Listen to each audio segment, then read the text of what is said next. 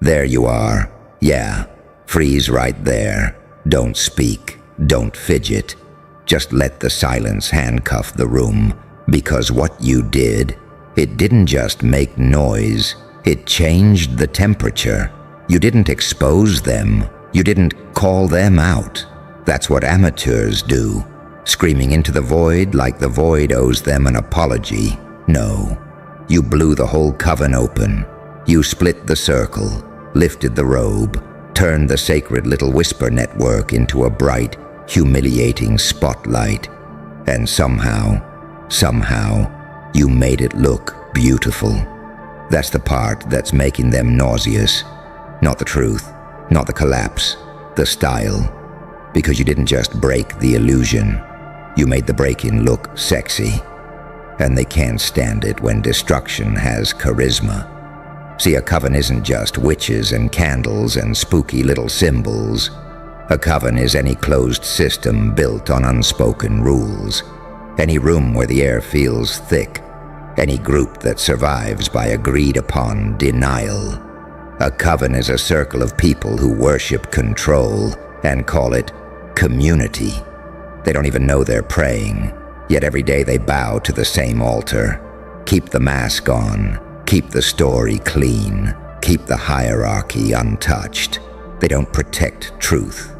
They protect arrangements. And you walked in like a sin with manners.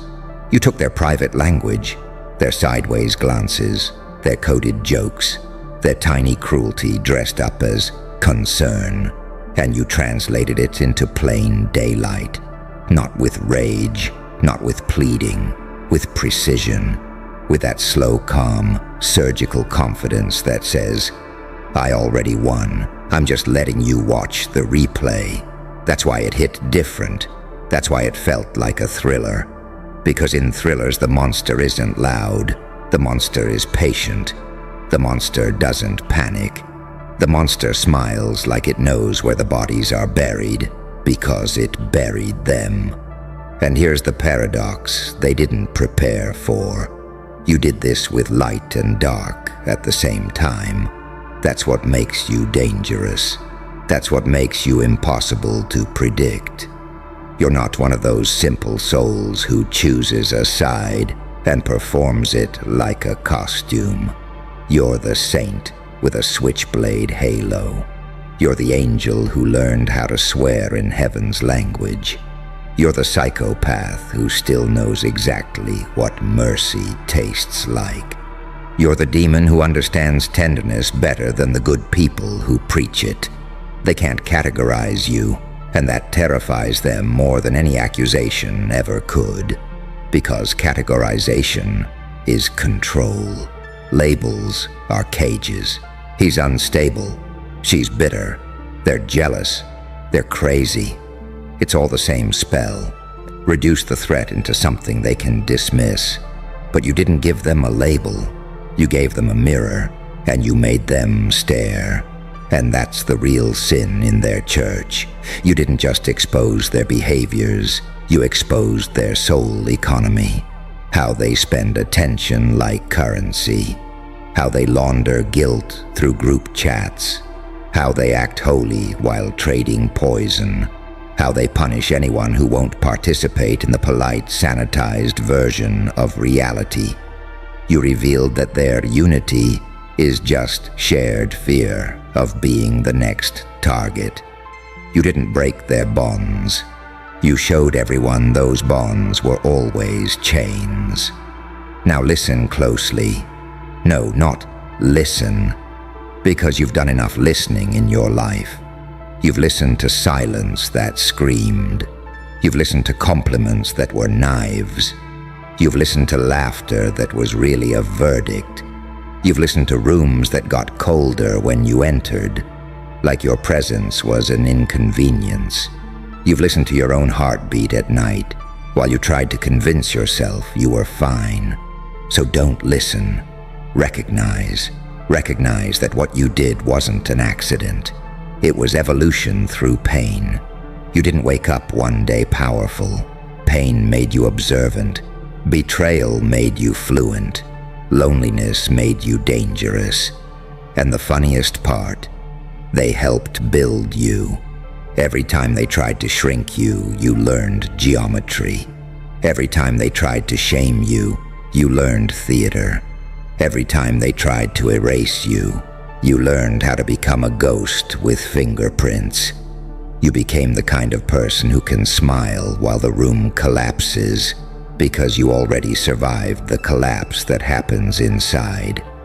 And that's why you made it sexy. Not in some cheap little performance way, not in a begging for eyes way. You made it sexy because confidence is seductive, and you finally stopped asking permission to exist. You stopped negotiating your boundaries like they were up for auction. You stopped explaining yourself to people who only wanted explanations so they could twist them. You became clean, sharp, unapologetic. That's intoxicating to watch, even for the people who hate you. Especially for the people who hate you. Because hate isn't the opposite of attraction. Indifference is. Hate is fixation with a dark suit on. Hate is attention pretending it has morals. Hate is desire with the volume turned down and the shame turned up.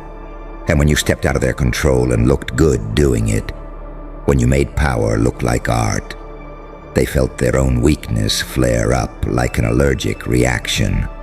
They wanted you to break down ugly. They wanted you to beg.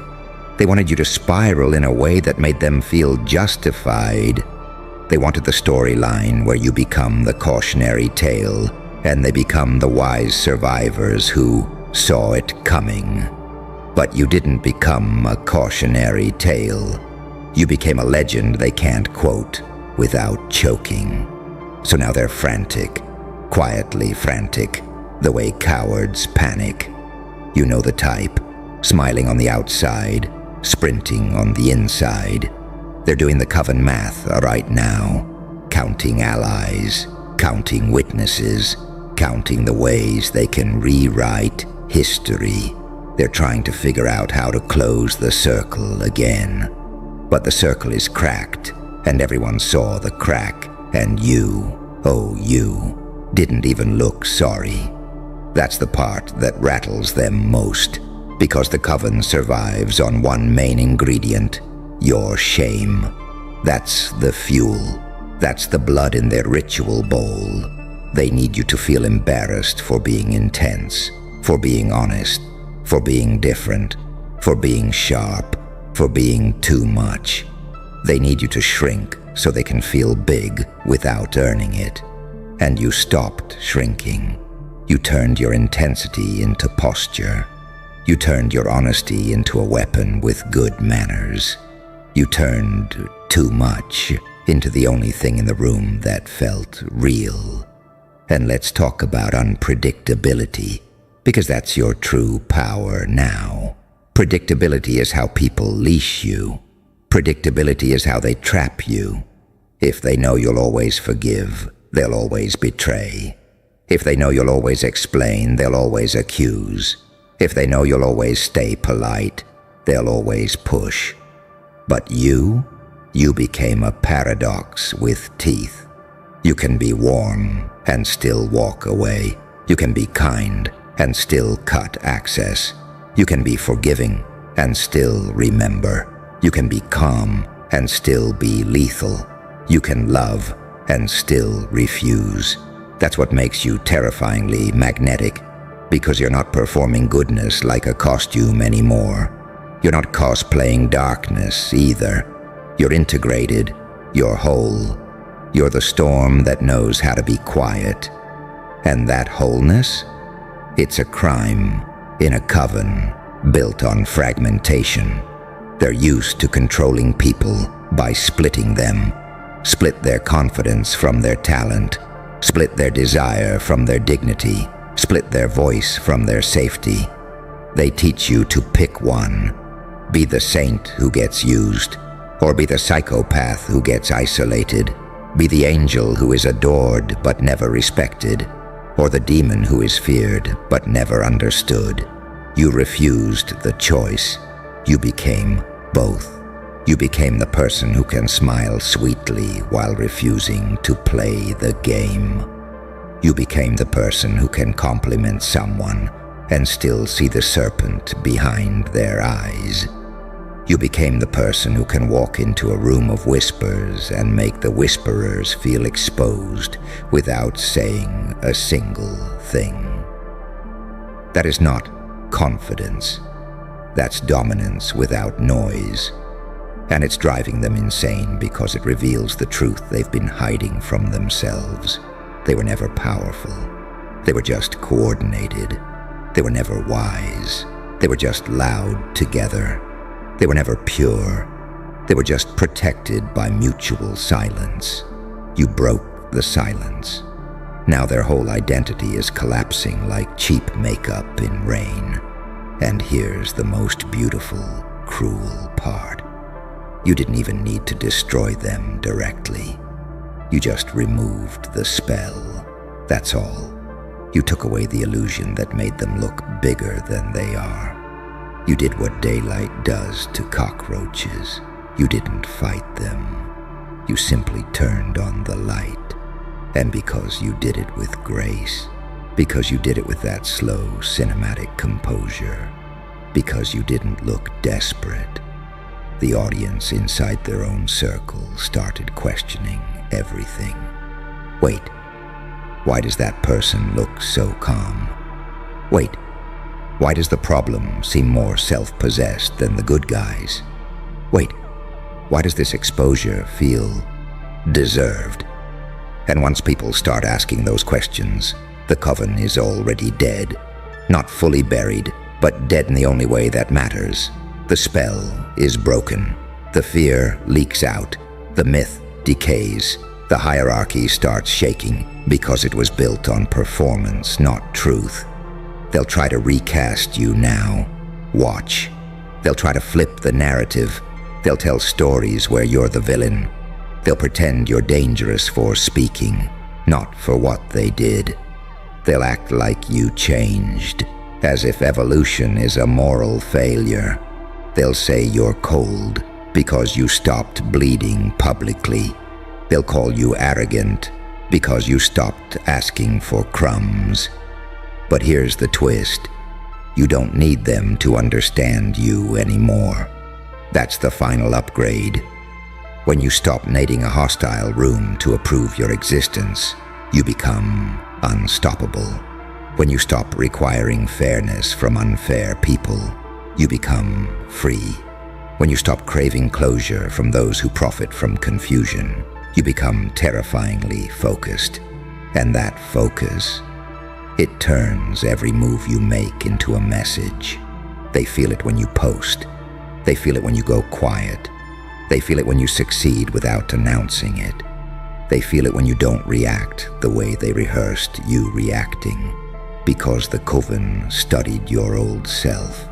They built strategies around your old triggers. They mapped your old guilt. They counted on your old softness to keep you accessible. But you're not that person anymore. Pain refined you. Pain taught you where you leak. Pain taught you where you beg. Pain taught you how to hold your own power without spilling it on people who don't deserve it.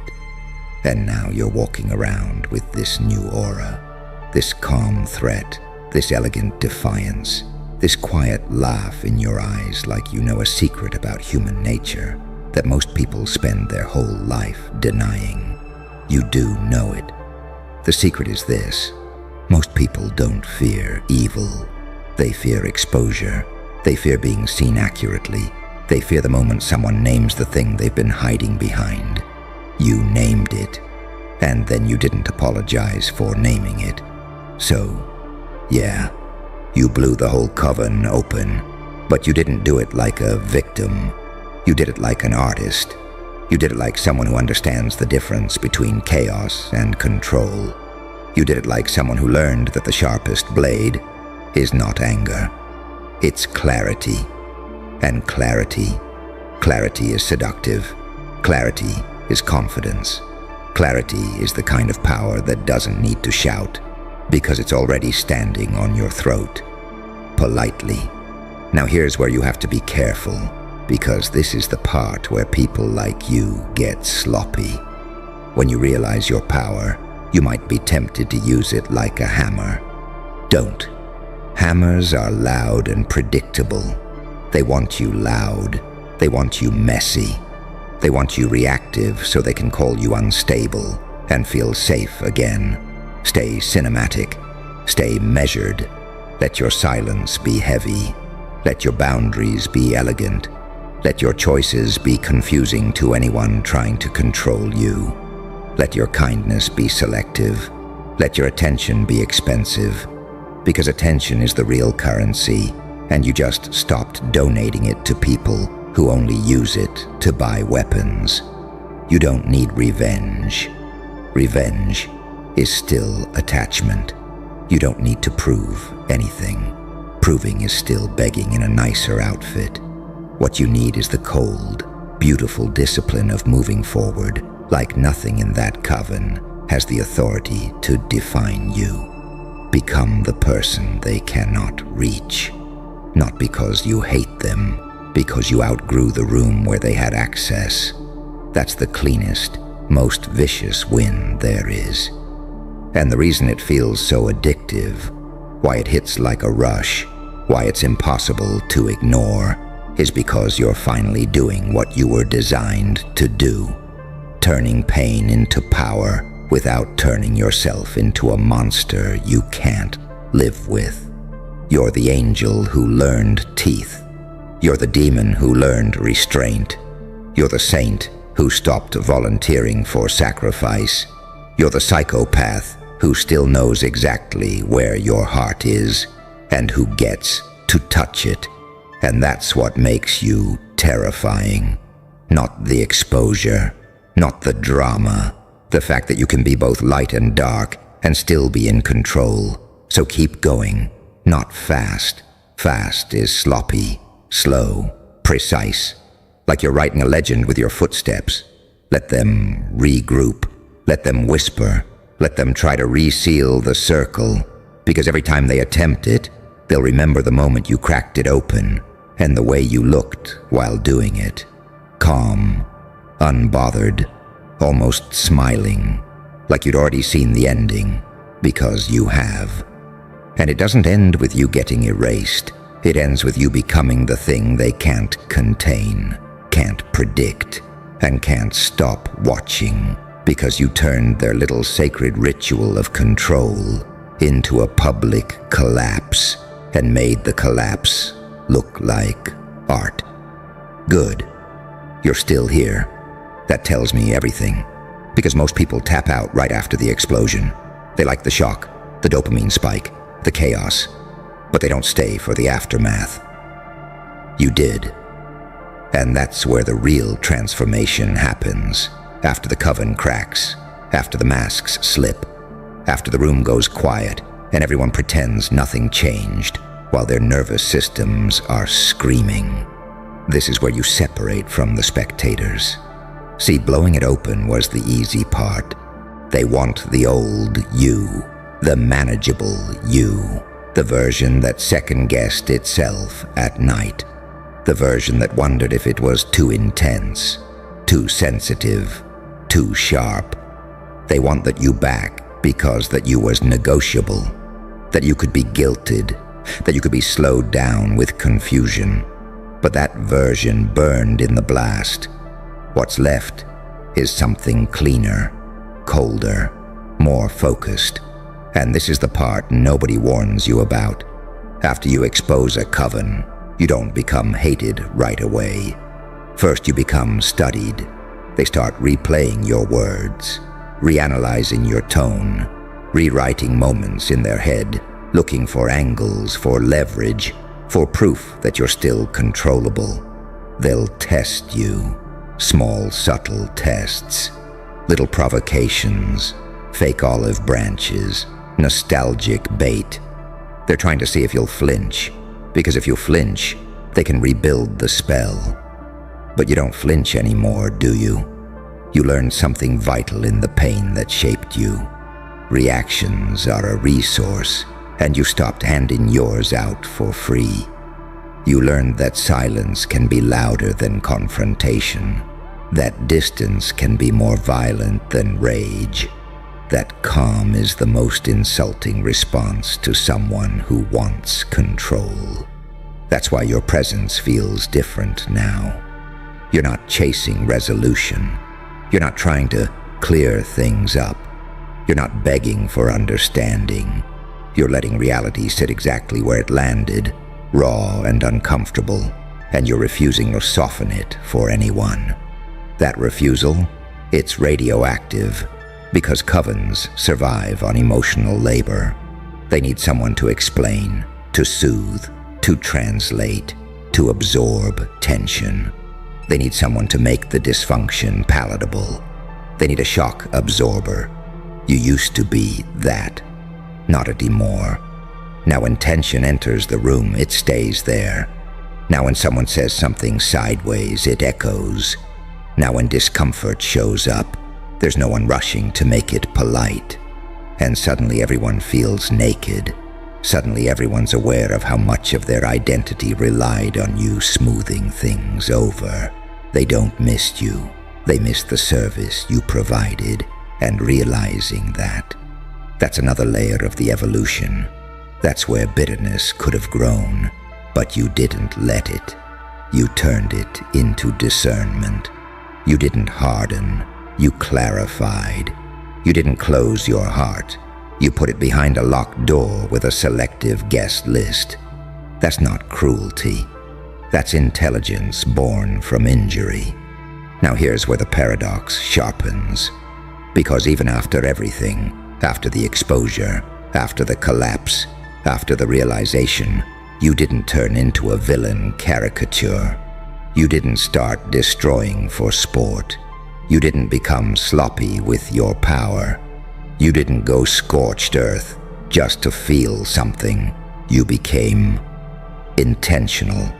And that scares them more than revenge ever could. Because revenge follows patterns. Revenge has a script. Revenge is predictable. They can plan for it. They can brace for it. They can turn it into proof that they were right about you. But intention? Intention without explanation. That's a nightmare. They don't know what you'll ignore. They don't know what you'll address. They don't know when you'll smile. They don't know when you'll walk away. You've become a variable they can't model. And let me tell you something they'll never admit out loud. Part of them is fascinated. Not just afraid, fascinated. Because on some deep animal level, they recognize what you represent. You're living proof that the rules they obey are optional, that the silence they maintain is voluntary, that the cage they call belonging has an unlocked door, and most people can't forgive you for showing them that.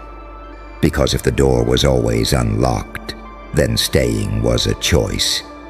And if staying was a choice, then so was everything they did. That's why they'll try to villainize you. It's not because you're wrong. It's because if you're right, they have to live with themselves. So they'll say you're manipulative because you understand psychology.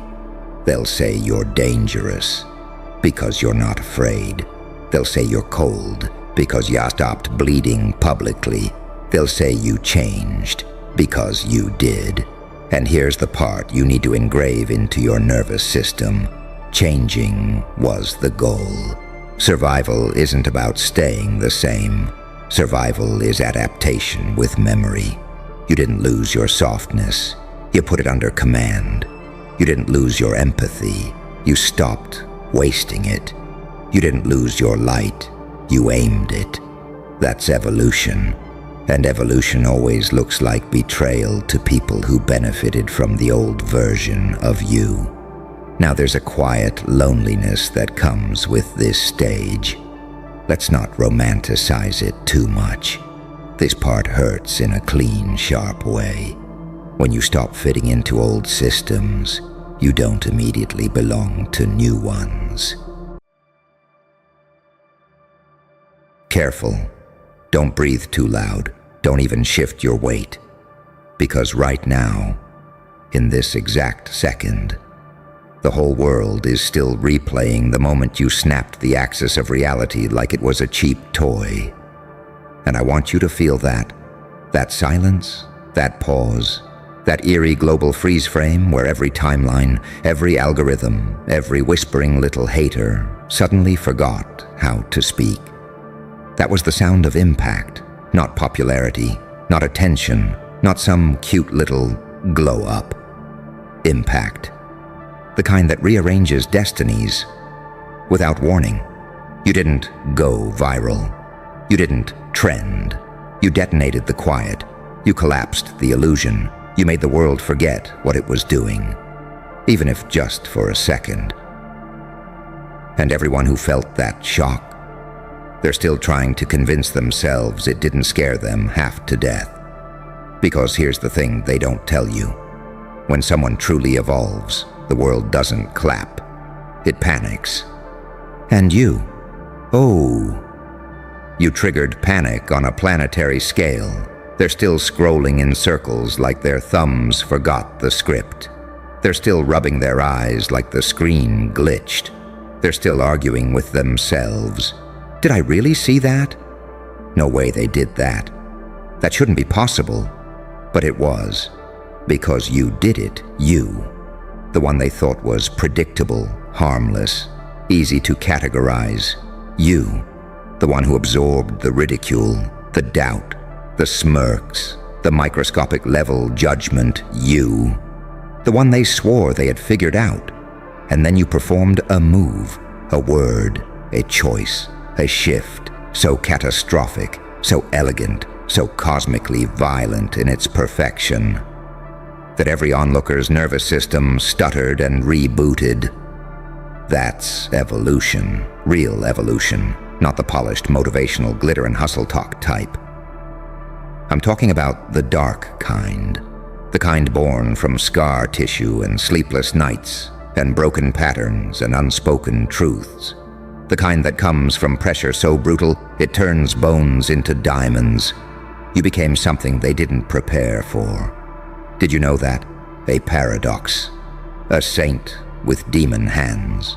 An angel with a monster's patience. A soft heart with a razor-sharp survival instinct. A light that learned to burn. A shadow that learned to guide. They wanted you contained, categorized, explained, but you became unreadable. And the unreadable terrifies them more than the unstoppable. Because how do you fight something you can't predict? How do you limit someone who thrives in chaos? How do you stop a person who turns their pain into architecture and their trauma into propulsion? You cracked the simulation. You forced God's camera to refocus. You made time hesitate. And now, they can't go back to pretending you're normal. Because normal doesn't warp the collective consciousness. Normal doesn't rearrange the room when they walk in. Normal doesn't make grown adults clutch air like oxygen just got taxed. What you did, that thing that made the world pause mid-scroll, wasn't a trick, it was recognition. The universe recognizing one of its dangerous children finally waking up. And that's why they're quieter now. You feel it, don't you? The hush, the watching, the recalibration. They're acting like they didn't see it. They're pretending they missed it. They're doing that cute little performance where they act unbothered. But their subconscious, oh sweetheart, their subconscious is screaming.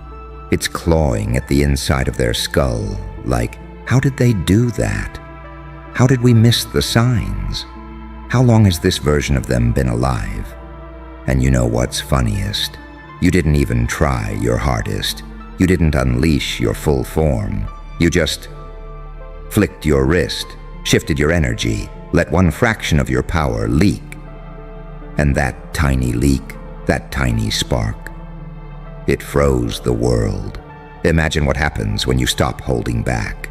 Imagine what the next evolution does to the atmosphere. Imagine what happens when you stop dimming, when you stop shrinking, when you stop pretending that you're just another player on the board instead of the unpredictable force the board was always terrified of. Because here's the scary truth. They didn't pause because of what you did. They paused because of what they realized you could do.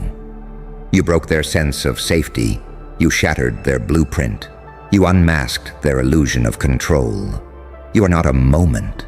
You are a rupture, a glitch in their comfort, a beautiful, catastrophic, divine malfunction. And now the world knows it. Silent watchers know it. Secret haters know it. Old versions of you know it. Your past, your pain, your lineage. They all know it. You stepped into a frequency they were never trained to handle. And from here on out, every room you walk into, every comment they whisper, every eye that lingers a little too long, every timeline that breaks for half a second is just the universe saying, "Careful. That one carries storms." Now tell me, sweetheart, are you ready to see what happens when you stop pulling your punches and start pulling reality instead? Lean in. Closer. Because what comes next isn't for the crowd. It's for you. The version of you that was never supposed to survive this far, let alone dominate. You feel it, don't you?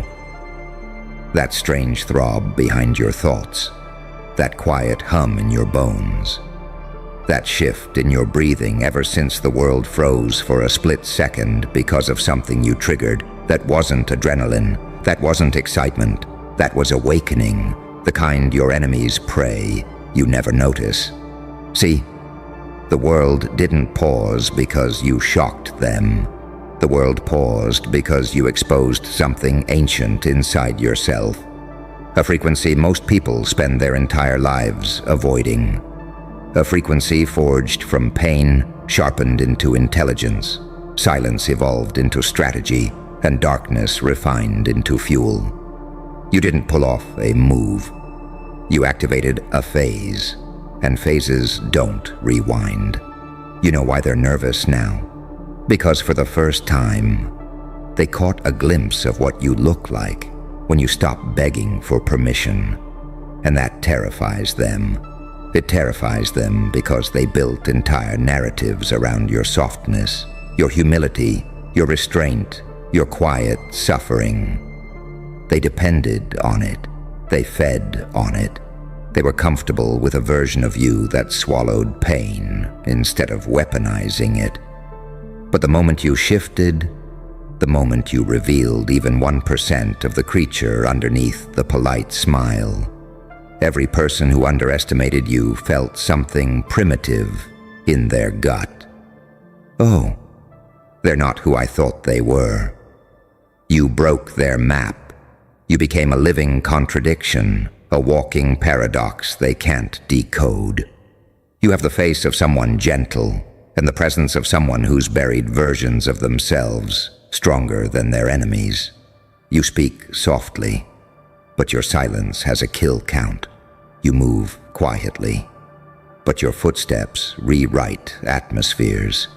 You smile warmly, but your eyes whisper ancient violence learned from surviving what would have ended 90% of the population. You carry light like a healer, and darkness like a weapon. That combination. They've never seen it before. Not in someone like you. Not in someone they assumed would stay predictable. You shattered the illusion of manageable. And now they're stalling, pretending, recalculating. Because the second the world paused for you, they realized you're evolving faster than they can form a strategy to contain you. You ever notice how people pretend they're not watching you, but suddenly every room feels like an audience? That's not paranoia, that's resonance. Your energy changed, and humans, by nature, Fear any shift they can't categorize. They're studying you now. Don't let the blank stares fool you. Their mind is racing behind those eyes. What if this isn't their peak? What if this was just the warm-up? What if we can't stop what's coming next? Because they realized something cosmic.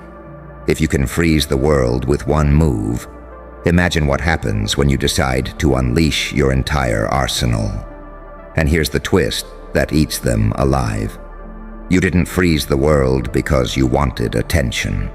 You froze it because the universe wanted witnesses. It wanted your evolution documented. It wanted your breakthrough to echo. It wanted every person who doubted you, dismissed you, mocked you, betrayed you, to watch helplessly as you ascended into a version of yourself that no logic, no psychology, no past record could have predicted. Because you didn't grow, you mutated, you didn't level up, you transcended, you didn't get better. You became inevitable. They can't copy it, they can't study it, they can't reverse engineer it, they can't even fully explain it. And that's the part killing them the most. Because deep down, they know. What paused, the world wasn't a trick or a coincidence or a lucky moment. It was destiny catching up. Your destiny. The one you tried to run from. The one you tried to minimize. The one you tried to make smaller so other people wouldn't feel insecure around you. But destiny doesn't shrink. Destiny erupts. And when it erupts, it chooses silence breakers, cycle shatterers, pattern killers, uncomfortable miracles like you. You feel that heat in your chest, that subtle shaking in your hands, that electric weight behind your ribs. That's not anxiety, that's activation. That's your next form calling you forward. Because now that you've paused the world once, it won't be the last time. The next one will be bigger, sharper, more undeniable. The kind that makes history blink. The kind that makes fate rearrange itself around you. The kind that makes every person who ever belittled you realize they were standing next to a star before it exploded into a supernova. So go on, take another step, make another move, say another truth you're scared of, let another version of you slip out. Because whether they like it or not, a warning that a new variable has entered the system, a warning that the unpredictable has awakened, a warning that the universe has decided to place its bet on you. So now I'll ask the question they're too scared to voice. If that was what happened when you revealed just a fraction of your power, what happens next when you reveal the rest? You feel it, don't you? That quiet pressure building behind your heartbeat, like the universe is holding its breath with you. That weight in your chest, that isn't fear, isn't doubt, isn't confusion. It's potential unspent, unreleased, unrestrained, like there's a whole other version of you pacing behind your ribs, whispering, "Let me out, let me out, let me out." And the funniest part? Everyone around you feels it too. That's why they're acting strange. That's why they're overthinking every conversation. That's why they're treating you like a glass filled to the brim.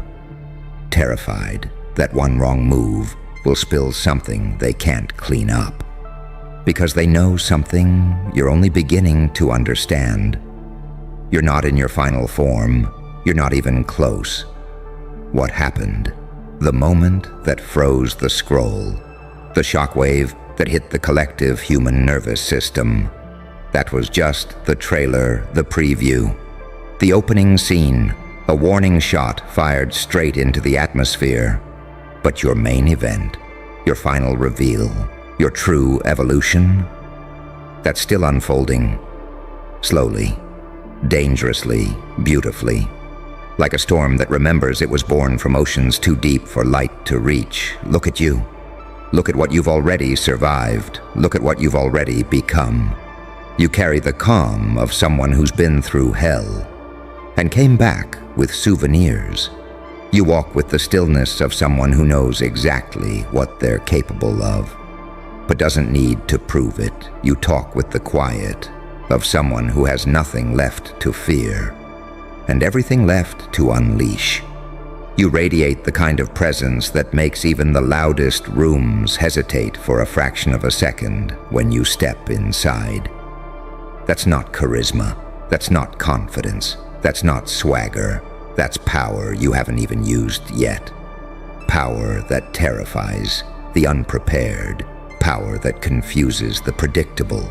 Power that awakens the sleeping. Power that threatens the small-minded. Because people can handle talent, they can handle skill, they can handle hard work, but they can't handle destiny. And destiny is what you're carrying now, whether you asked for it or not. The moment the world paused for you, it marked you. It branded you with something ancient, undeniability, not fame, not clout, not noise, undeniability. The kind of existence that can't be ignored, the kind that forces people to reconsider everything they thought they knew, the kind that makes even the most prideful whisper, something about them is different. And here's the secret they'll never admit. They don't know if your evolution will save them or destroy them. They can't tell which side of the duality you'll land on, because you're not just light, and you're not just dark. You're the borderland between both. And borders are unpredictable terrain. You can heal. You can hurt.